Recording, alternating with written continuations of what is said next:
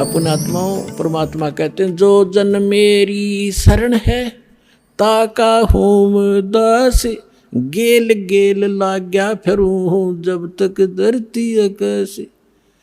अब ये जो पिछली पीढ़ी का समय अब चल रहा है, और जितने पुण्यात्मा श्रद्धा से नाम लेंगे ये तो पार होंगे ही होंगे। ये तो करोड़ों की संख्या में, लाखों अरबों की संख्या में पार होंगे।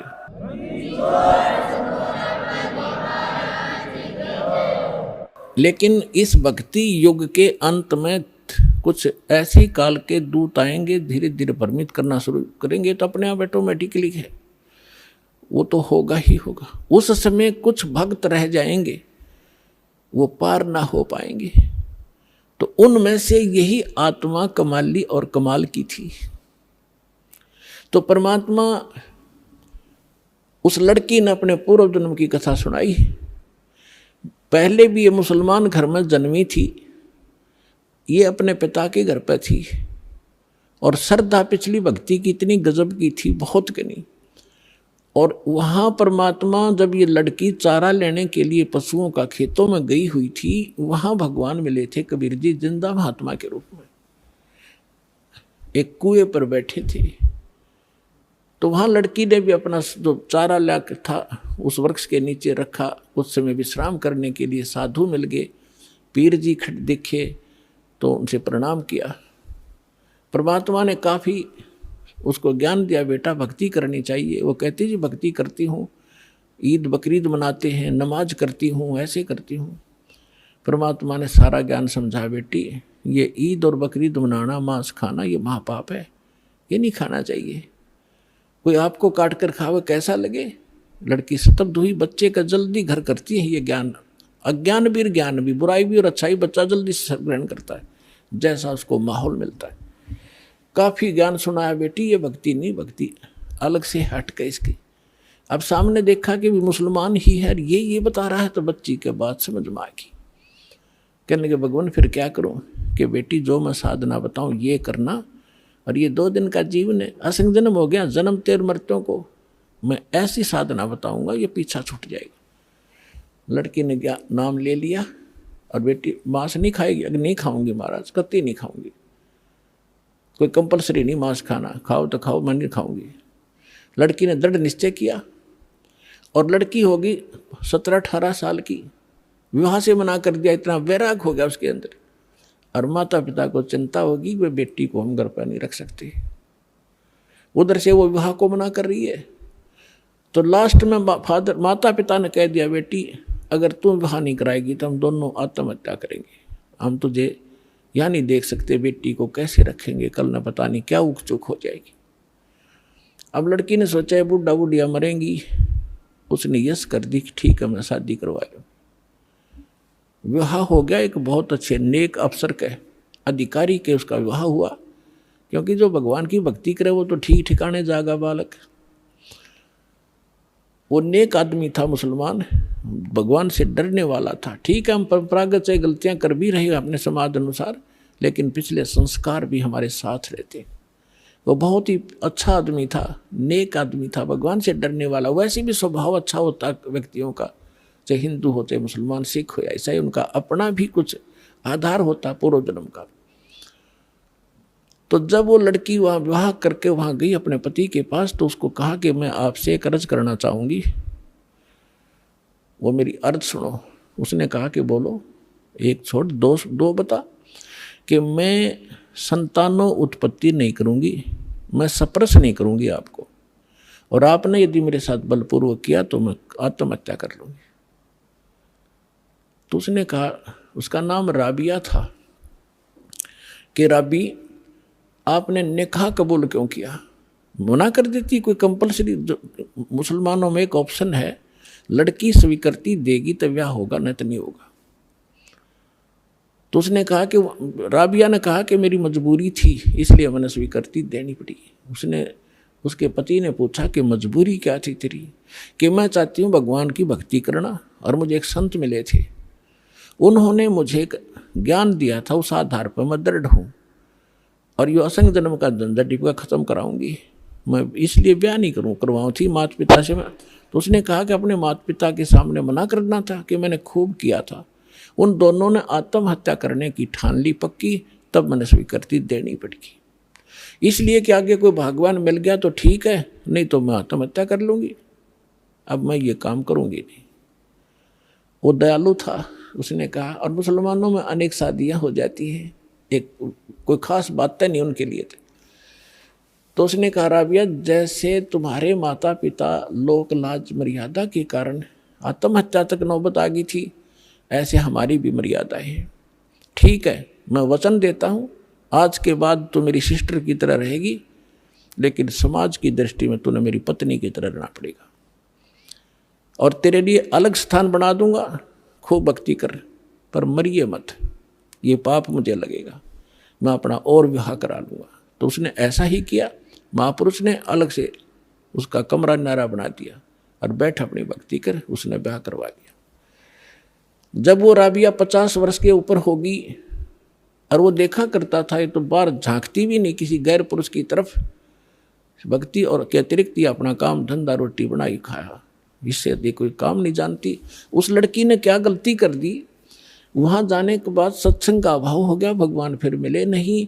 परंपरागत लोक वेद के आधार से मालिक वाली साधना जो उसने प्रथम मंत्र दिए थे वो त्याग थी।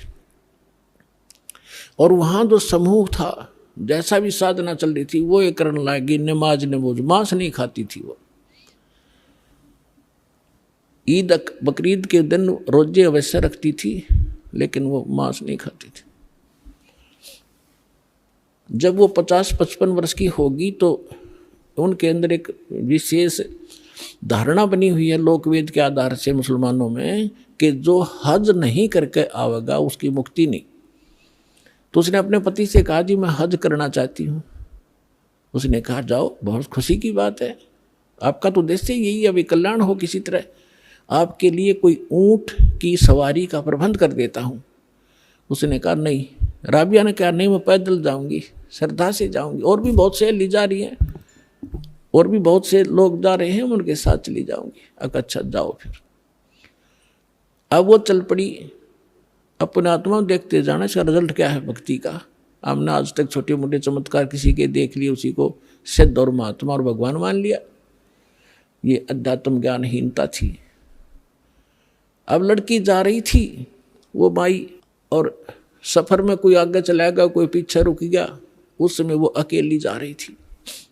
रास्ते में उसको प्यास लगी, खुद स्वयं को सामने कुआं देखा, कुआं था, कुएं पर बाल्टी नहीं थी, ना कोई रस्सी थी। एक कुतिया प्यासी थी, उसके बच्चे छोटे छोटे दूरी पर उसने देख लिए थे, और कुतिया कभी कुएं में झांक रही थी, कभी राबिया के पैरों में आकर चाट रही थी, फिर कुएं की तरफ भाग रही थी। समझ गई राबिया कि ये प्यासी बहुत है, और यदि इसको जल नहीं मिला तो ये मरेगी, साथ में मरेंगे बच्चे इसके। और औरत के अंदर दया भगवान ने एक नारी दे रखी है, विशेषकर बच्चों के समय, तो वह एकदम, और कुछ पिछले संस्कार थे, भगवान आत्मा थी, भगवान से कोई जन्मों से पीछे से चलती आ रही थी, फिर हम रह जाते हैं, बिचल जाते हैं, छोड़ देते, ये माया, इस माया में फंस जाते। तो उस लड़की ने देखा आसपास कोई गांव नगर नहीं, ना कोई रस्सी है ना बाल्टी है। लड़की ने अपने कपड़े उतारे, पहले मोटे मोटे कपड़े हुआ करते थे हाथ के बने हुए, अपना कपड़ा उतारा, चुंदड़ी, और उसको अपने बाल पाड़े, 1-2-4 बाल पाड़ के देखियो कितना दर्द होगा। लेकिन उस परमार्थ में उस बेटी ने एक नहीं देखा, फटाफट अपने सारे बाल पाड़ कर रस्सी बनाई, लंबी, बहुत लंबी रस्सी बनानी पड़ी क्योंकि पानी गहरा था। बांध कर उसने अपनी बात कपड़ा और उसके अंदर पानी में भिगोया, और बाहर एक मटका टूटा हुआ पड़ा था, उसका पात्र था आधा, उसमें निचोड़े कुतिया साथ पीवे। वह कुतिया छका दी, अपने बाड़ बूढ़ खून खान निकला था उसको पूछ पाछ के, और चालन की तैयारी करी थी। उधर से वो मक्का एक स्ट्रक्चर, एक मंदिर न्यों का न्यों उठ गया जहाज की तरह, और उस कुएं के साथ में आकर लग गया, जैसे प्लेटफार्म पर गाड़ी लग जाती है, रेलगाड़ी। अब उसने देखा, उसने जाना ही मक्का में था, उसने सोची तो पहुंच गई मक्का, फट मक्के में प्रवेश किया। फिर वहां से उठा, वहां के लोग दे हैरान है, मक्का गया कहाँ। उस समय एक अब्राहिम अधम नाम, सुल्तान नाम का एक व्यक्ति था, वो अपने पूर्व जन्म में भी संस्कारी था, ऐसे ही भगवान का ही वो पिछला संस्कारी था। और उसने भी उसको भी उस जन्म में परमात्मा कबीर जी मिले थे, जिंदा महात्मा के रूप में उसको भी ज्ञान दे रखा था।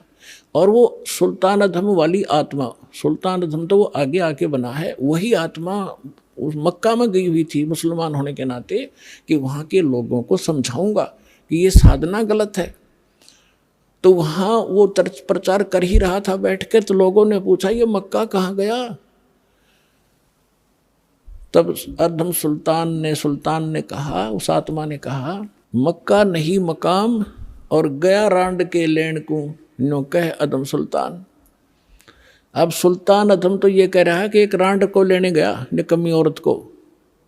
अब आम आदमी के गले कैसे उतरे कि निकम्मी आदमी औरत को के लिए मक्का चला गया। लेकिन वो किस दृष्टिकोण से कह रहा था,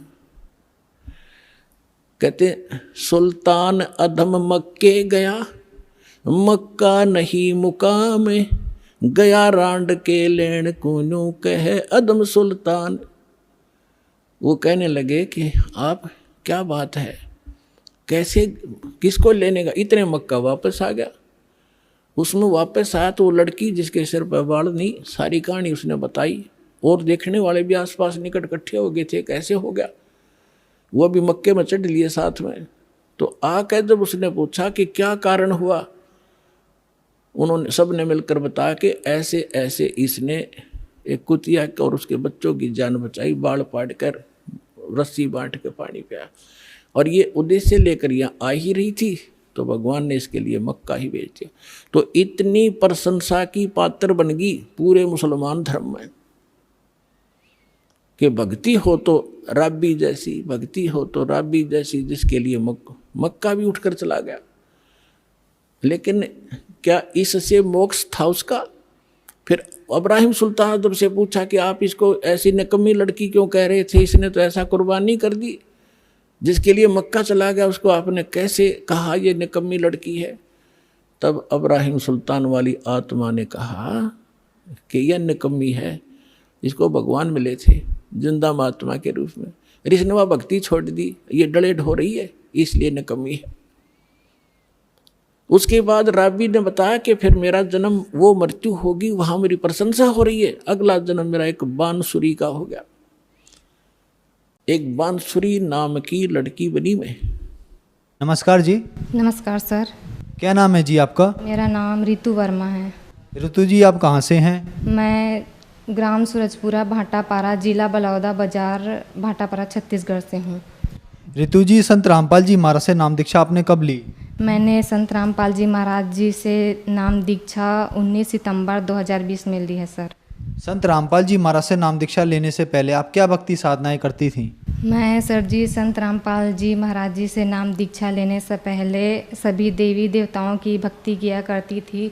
सोमवार का व्रत रखती थी, दुर्गा माता का व्रत रखती थी, शनिदेव का व्रत रखती थी, साईं बाबा का व्रत रखती थी और सभी तीर्थ स्थलों पर भी जाया करती थी। जैसे कि आपने बताया कि आप बहुत सारे भक्ति साधनाएं करती थी, बहुत सारे व्रत रखती थी, तो फिर क्या कारण बना कि आप संत रामपाल जी महाराज की शरण में आई?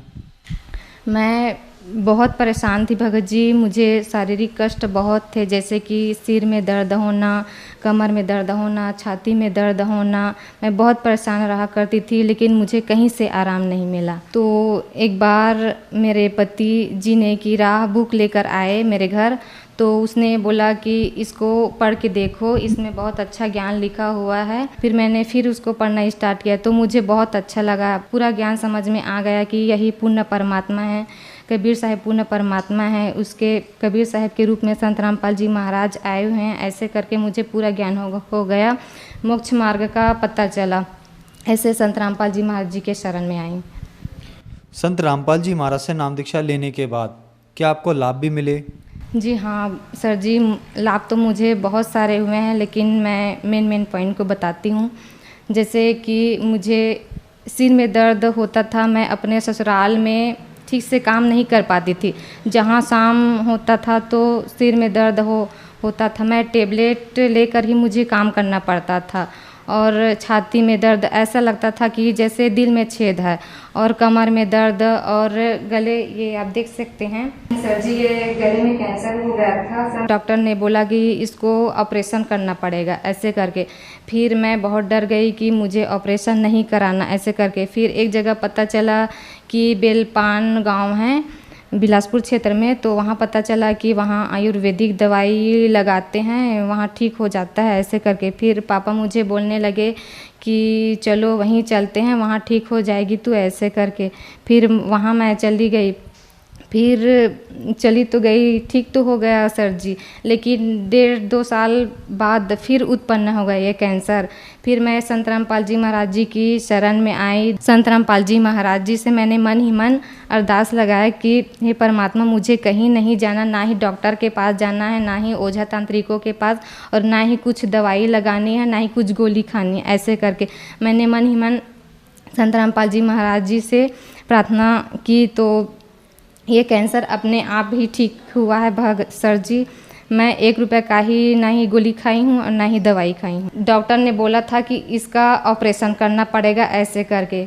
फिर मैंने संत रामपाल जी महाराज जी की शरण में आने के बाद परमात्मा से मन ही मन अरदास किया कि मुझे कहीं नहीं जाना है, आप ही ठीक करोगे परमात्मा। जब इतने बड़े बीमारी को ठीक कर सकते हो तो ये तो छोटी मोटी बात है, मुर्दे को भी आप जिंदा कर सकते हो, तो आप पे ये भी ठीक करोगे ऐसे करके। मैं चुपचाप घर में बैठ गई।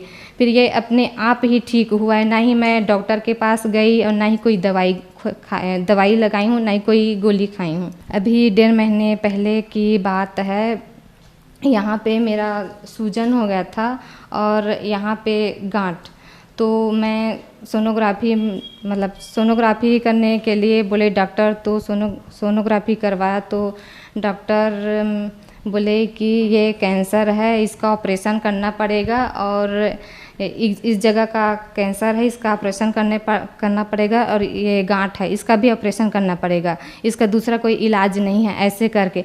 फिर मैं हॉस्पिटल से मैं घर आई तो संत रामपाल जी महाराज जी से प्रार्थना लगा, तो प्रार्थना का जवाब आया कि मालिक दया करेंगे ऐसे करके। फिर 1 हफ्ते बाद सर जी ये गांठ, जो मैं खुद आश्चर्यचकित हूँ कि ये गांठ जो ऑपरेशन के अलावा कोई दूसरा इलाज ही नहीं था, ये गांठ अपने आप ही फूट कर ये ठीक हुआ है सर जी। इसमें भी मैंने 1 रुपये का भी खर्चा नहीं किया। ये रिपोर्ट भी है, आप देख सकते हैं सर जी, ये कैंसर का रिपोर्ट है सर जी, आप देख सकते हैं। इसमें डॉक्टर ने ऑपरेशन के लिए बोल दिया था। डॉक्टर ने बोला कि ऑपरेशन के अलावा इसका कोई दूसरा इलाज ही नहीं है। फिर मैंने संत रामपाल जी महाराज जी से प्रार्थना नंबर में फ़ोन लगाया, तो परमात्मा का आदेश आया कि मालिक दया करेंगे ऐसे करके। फिर ये 1 हफ्ते बाद ये गांठ है जो हाथ में, 1 हफ्ते बाद वो ठीक हो गया फूट कर सर जी। आज मैं सही ज़िंदगी जी रहा हूँ सर जी, 1 रुपये का खर्चा भी नहीं है, ये अपने आप ही ये कैंसर और गांठ ठीक हुआ है सर जी। संत रामपाल जी महाराज से नाम दीक्षा लेने के बाद आपका कैंसर ठीक हुआ। आपने बताया कि आपका 1 रुपया भी खर्च नहीं हुआ और आपका कैंसर ठीक हुआ। आपने रिपोर्ट भी दिखाई। तो जो दर्शक आज आपको टीवी पर देख रहे हैं और वो भी इन गंभीर बीमारियों से ग्रस्त हैं, उनके लिए आप क्या कहना चाहेंगी? मैं सभी भक्त समाज से यही कहना चाहूँगी कि जो भी इस बीमारी से ग्रस्त हैं, किसी को कैंसर है, किसी को बुखार है, किसी को और कुछ बीमारियां हैं, वो संत रामपाल जी महाराज जी से नाम दीक्षा लेकर उसके शरण में आएँ और नाम दीक्षा लेकर अपना कल्याण कराएं। संत रामपाल जी महाराज से नाम दीक्षा कैसे ली जा सकती है? संत रामपाल महाराज जी से नाम दीक्षा ऐसे ले सकते हैं, टीवी पर एक नीचे पीली पट्टी चलती है, उस पर नंबर लिखे होते हैं। उस नंबरों पर आप कांटेक्ट करके नामदान केंद्र पर संत रामपाल महाराज जी से नाम दीक्षा लेकर अपना कल्याण करा सकते हैं। धन्यवाद जी। सत साहेब।